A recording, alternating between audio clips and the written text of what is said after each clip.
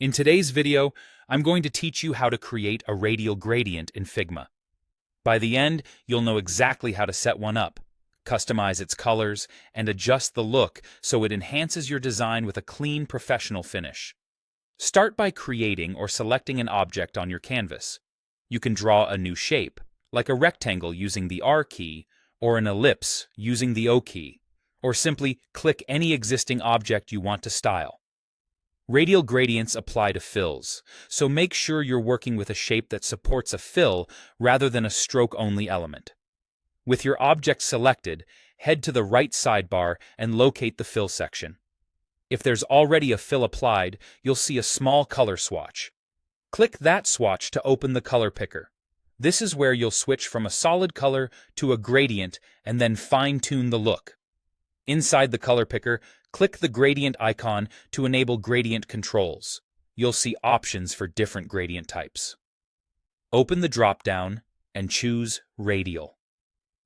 A radial gradient starts at a center point and transitions outward in a circular pattern, which is perfect for glow effects, soft highlights, and modern color blobs. Unlike a linear gradient, which blends colors in a straight line, the radial type gives you a smooth, rounded emphasis. Now, edit the colors. You'll notice two color stops, one at the center and one at the outer edge. Click the center stop and pick the color you want to glow from the middle. Lighter or warmer tones often work well here if you're aiming for a highlight. Next, click the outer stop and choose the edge color. This is usually a deeper or more transparent shade that helps the center pop.